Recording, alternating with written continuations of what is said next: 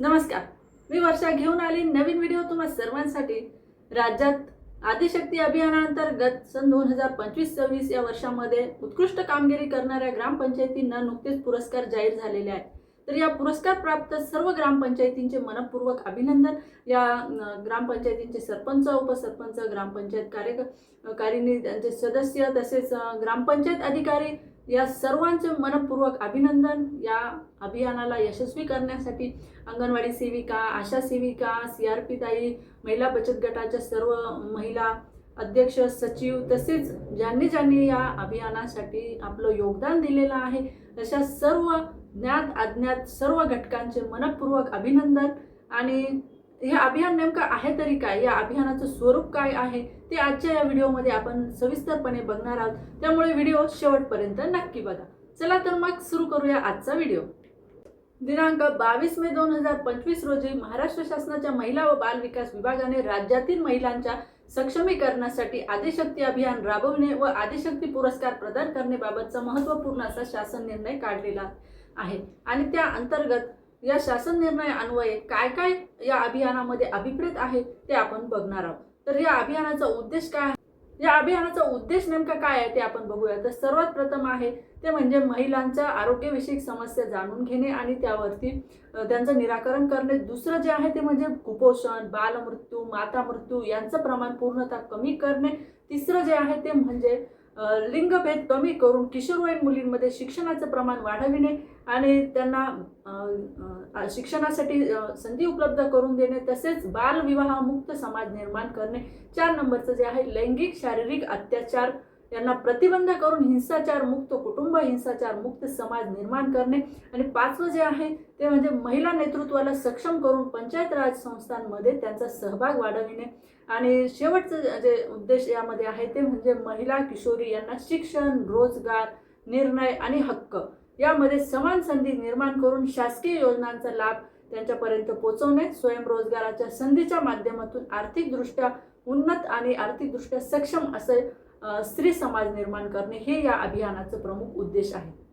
आता अभियानाचा उद्देश आपल्याला समजला। या अभियानाची कार्यप्रणाली कशी असणार आहे, तर अभियान यशस्वी करण्यासाठी ग्रामस्तर, तालुका स्तर, जिल्हा स्तर आणि विभाग व राज्य स्तरावरती देखील वेगवेगळ्या समित्यांचं गठन करण्यात आलेलं आहे।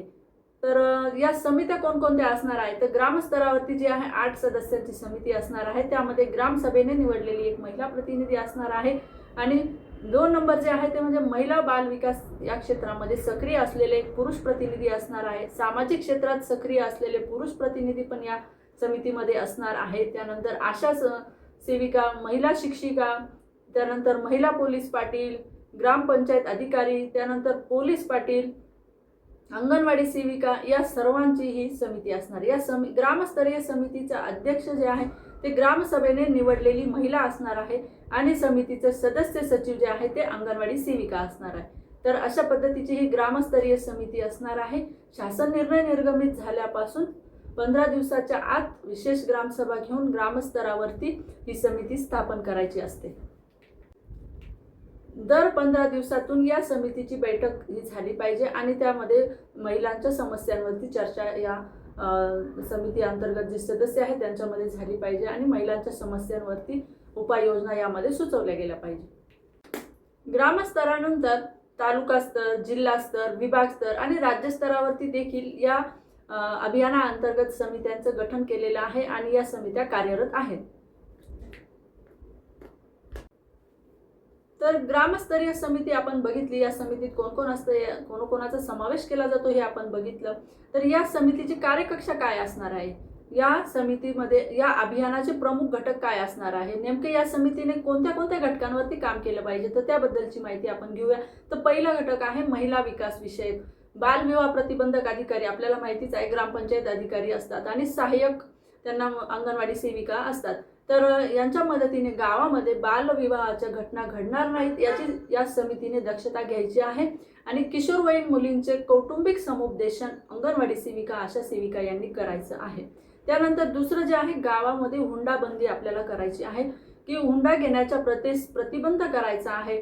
तसेच लोकसहभागातून सामूहिक विवाह सोहळे आपल्याला यामध्ये आयोजित करता येतील. नंतर आहे कौटुंबिक हिंसाचाराला महिला बळी पडू नयेत यासाठी त्यांचं समुपदेशन करायचं आहे. तसेच तालुका अंतर्गत नेमलेल्या संरक्षण अधिकारी यांच्या मदतीने आपण महिलांना न्याय मिळवून देण्याचा प्रयत्न करायचा आहे. ज्या कोणी महिला या हिंसाचाराला बळी पडत असतील तर त्यांना आपण न्याय मिळवून देण्याचं काम या समितीने करायचं आहे.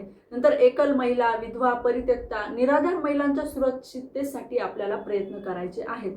आणि त्यानंतर केंद्र शासनाच्या ज्या काही योजना आहेत महिलांसाठी, मुख्यमंत्री माझी लाडकी बहीण योजना, त्यानंतर लेक लाडकी योजना, प्रधानमंत्री मातृवंदना योजना, या योजनेचा गावातील प्रत्येक जी काही गरजू महिला आहे, पात्र महिला आहेत, तिच्यापर्यंत लाभ पोहोचवण्याचं काम आपल्याला या अभियानाअंतर्गत करायचं आहे. आता महिला विकास विषयक आपण बघितलं. आता महिला सक्षमीकरणाविषयक काय उपक्रम आपल्याला राबवता येतील ते आपण बघूया. तर महिला सक्षमीकरणासाठी गावामध्ये जास्तीत जास्त बचत गटांची निर्मिती आपल्याला करायची आहे. त्यांना प्रशिक्षण आपल्याला द्यायचे आहेत, रोजगाराच्या संधी उपलब्ध करून द्यायच्या आहेत. त्यानंतर 10वी 12वी उत्तीर्ण झालेल्या ज्या मुली आहेत तर त्यांना जवळच्या औद्योगिक प्रशिक्षण संस्थेच्या मदतीने कौशल्य विकासाचे प्रशिक्षण आपल्याला मुलींना यामध्ये द्यायचे आहेत. त्यांच्यामध्ये आर्थिक साक्षरता आपल्याला निर्माण करायची आहे. त्यानंतर प्रत्येक महिलांकडे मोबाईल असणे आणि त्यांच्या नावे स्वतंत्र बँकेमध्ये खातं असलं पाहिजे. जे आपलं नमुना नंबर 8 आहे, म्हणजे जे आपण कर आकारणीसाठी करतो तर त्यामध्ये पती पत्नी दोघांच्या संयुक्त नावाने नोंदी असल्या पाहिजे. तसेच 7/12 जो असतो तर शेती देखील पती पत्नी दोघांच्याही संयुक्त नावे आपल्याला या अभियानाअंतर्गत करायची आहे. गाव पातळीवर प्रशासन व राजकारणात महिला स्नेही वातावरण निर्मिती आपल्याला करायची आहे. त्यानंतर क जे आहे जाणीव जागृती आपल्याला या अभियानाची करायची आहे. तसेच स्त्रियांमध्ये सर्वांगीण विकासासाठी जाणीव जागृती आपल्याला करायची आहे. मग त्यामध्ये विविध माध्यमांचा वापर करता येईल. चौकसभा, जागर फेरी, प्रभात फेरी, पथनाट्य, कार्यशाळा, व्याख्यानमाला, विविध स्पर्धांचे आयोजन आणि या सगळ्यांचा आपल्याला वापर करून आणि महिलांमध्ये जास्तीत जास्त जाणीव जागृती आपल्याला निर्माण करायची. त्यानंतर ग्राम पातळीवर काम करणाऱ्या ज्या समितीने तिसऱ्या महत्त्वाच्या मुद्द्यावर काम करायचं आहे ते म्हणजे जाणीव जागृती. तर महिलांच्या सर्वांगीण विकासासाठी जाणीव जागृती निर्माण करण्याकरता महिला व मुलींमध्ये अस्तित्वात असणारे कायदे व योजना व त्यांची अंमलबजावणी करणारी यंत्रणा याबाबत प्रबोधन करणे. तर विविध माध्यमांचा वापर करून आपण चौकसभा, जागर फेरी, प्रभात फेरी, पथनाट्य, कार्यशाळा, व्याख्यानमाला, विविध स्पर्धांचे आयोजन करून आपण महिलांमध्ये जाणीव जागृती निर्माण करू शकतो. त्यानंतर चौथं जे आहे ते म्हणजे ग्राम सुरक्षा यंत्रणा कार्यरत असणे. बघा, महिलांना सुरक्षित वाटलं पाहिजे. आपल्याला स्वातंत्र्य मिळालंय परंतु सुरक्षितता ती देखील महत्त्वाची आहे. तर गावातील प्रत्येक महिलांना आपलं हे गाव माझं आहे, मी इथे पूर्ण सुरक्षित आहे अशी त्याची खात्री वाटली पाहिजे. चौथा महत्त्वाचा घटक आहे ग्राम सुरक्षा यंत्रणा कार्यरत असणे. महिलांच्या सुरक्षिततेचा फार अतिशय महत्त्वाचा प्रश्न या अभियानाअंतर्गत आपल्याला हाताळायचा आहे. आपल्या गावातील प्रत्येक महिला, प्रत्येक मुलगी, प्रत्येक वयोगटातील जी महिला असेल ती सुरक्षित असली पाहिजे. याची जबाबदारी आपल्या गावातील सर्व पदाधिकारी तसेच प्रशासनातील अधिकारी तसेच या समिती अंतर्गत कार्यरत असणाऱ्यांची आहे. तर बघा, ग्रामस्तरावरती आरोग्य, शिक्षण, संरक्षणाशी संबंधित असणाऱ्या समित्या जसं ग्राम बाल संरक्षण समिती आहे, महिला आरोग्य पोषण पाणी पुरवठा स्वच्छता समिती आहे, तंटामुक्त समिती आहे, नंतर शालेय व्यवस्थापन समिती, सखी सावित्री समिती, विशाखा समिती असते तालुका स्तरावरती. तर या ज्या समित्या आहेत तर या समित्या कार्यरत असल्या पाहिजे आणि आपल्यावर जर कधी अन्याय झाला तर महिलांना आपल्या दाद मागता आली पाहिजे, या अन्यायाचा वाचा फोडता आली पाहिजे. इतकं सुरक्षित वातावरण आपल्या गावामध्ये असलं पाहिजे की प्रत्येक महिलेला मुलीला सुरक्षित वाटलं पाहिजे. महिला स्नेही गाव आपल्याला या अंतर्गत बनवायचं आहे. त्यानंतर सामाजिक सुरक्षिततेकरता काही उपक्रम आपल्याला करायचे. विशेष गरज असणाऱ्या महिला म्हणजे अंध, अपंग, विकलांग यांना शासनाच्या योजनांमध्ये प्राधान्य द्यायचं आहे. कुठल्याही योजना असेल आपली तर त्यामध्ये या महिलांचा आपण प्राधान्याने विचार करायचा आहे. तसेच अनाथ, वृद्ध, एकल महिला, कुमारी माता, दारिद्र्यरेषेखालील महिला तर यांना देखील शासनाच्या योजनांचा आपल्याला लाभ मिळवून द्यायचा आहे. कौटुंबिक व हिंसाचार प्रतिबंधात्मक या अभियानाअंतर्गत आरोग्यविषयक काही उपक्रम आपल्याला राबवायचे आहे। वर्षातून 2 वेळा महिलांची आरोग्य तपासणी करायची आहे। त्यामध्ये गरोदर माता, स्तनदा माता, किशोरवयीन मुलींचे एचबी तपासणी करणे इत्यादी उपक्रम आपल्याला राबवायचे आहेत। त्यानंतरचं आहे की एकही प्रसूती ही घरी होणार नाही, 100% प्रसूती या दवाखान्यामध्ये झाल्या पाहिजे। 100% महिलांना जे काही वैद्यकीय उपचार आहेत ते मिळाले पाहिजे, यासाठी आपल्याला प्रयत्न करायचे आहेत। त्यानंतर गावातील ज्या काही किशोरवयीन मुली आहेत त्यांना सॅनिटरी नॅपकिन वापराबाबत जनजागृती करणे, तसेच मासिक पाळीबद्दल त्यांना माहिती देणे, त्यासाठी जे त्यांचे मार्गदर्शन शिबिर आपल्याला यामध्ये आयोजित करायचे आहे। त्यानंतर आहे प्रत्येक गरोदर महिलेची नोंद करणे आणि त्यांना आरोग्याशी संबंधित ज्या काही योजना आहेत त्यांचा लाभ मिळवून द्यायचा आहे।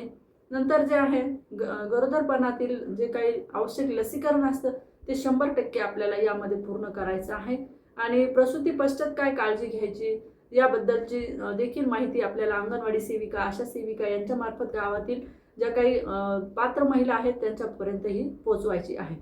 त्यानंतर नवजात बालकाची योग्य ती निगा आणि लसीकरण पूर्ण करायचे आहे। विविध साथीच्या रोग नियंत्रणासाठी आपल्याला गाव हे सक्षम बनवायचं आहे। त्यानंतर शिक्षण विषयक काही उपक्रम आपल्याला यामध्ये राबवायचे आहे की किशोरवयीन मुली नियमितपणे शाळेत जातील, त्यांच्या शिक्षणात खंड पडणार नाही याची दक्षता आपल्याला घ्यायची आहे।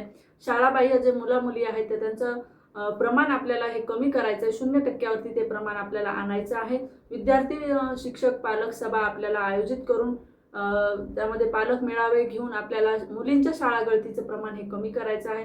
ग्रामस्तरावरती वाचनालय व अभ्यासिकांच्या माध्यमातून महिलांचं सक्षमीकरण आपल्याला यामध्ये करायचं आहे। महिलांचा अर्थार्जनासाठी त्यांना आर्थिकदृष्ट्या साक्षर करणं, व्यवसायभिमुख शिक्षण देणं, त्यांना रोजगारासंदर्भातील आवश्यक प्रशिक्षण देणं हे देखील आपल्याला एक महत्त्वाचं काम या अभियानामध्ये करायचं आहे। त्यानंतर पुढचं आहे पर्यावरण विषयक काही उपक्रम आपल्याला या अभियानामध्ये राबवायचे आहे की अंगणवाडी जवळ जर काही जागा असेल तर तिथे परसबागा निर्मिती आपल्याला करायची आहे। त्यानंतर गावामध्ये देखील आपल्याला वृक्ष लागवड करायची आहे। नव्याने वृक्ष लागवड करून त्याची सातत्याने जोपासना करण्याचं काम आपल्याला यामध्ये करायचं आहे। नंतर अशा प्रकारे आदिशक्ती अभियानाअंतर्गत आपल्याला महिला विकास विषयक, महिला संरक्षण विषयक, त्यांच्या आरोग्य विषयक, त्यांच्या रोजगाराविषयक, त्यानंतर त्यांच्या शिक्षणाविषयक आणि पर्यावरणाविषयक विविध असे उपक्रम आपल्याला राबवायचे आहेत आणि त्याची अंमलबजावणी ही सातत्याने आपल्याला आपल्या गावामध्ये करायची आहे।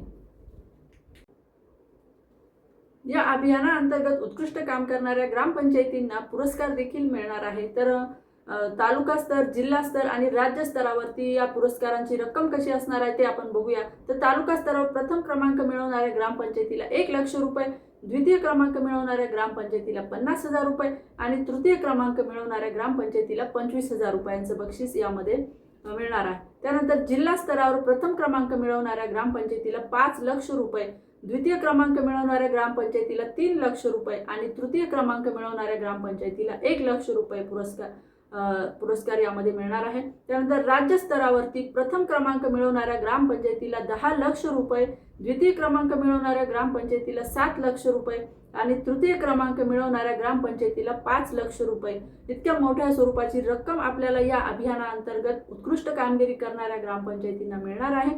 त्यामुळे सर्वांनीच या अभियानामध्ये सक्रियपणे सहभागी घ्या।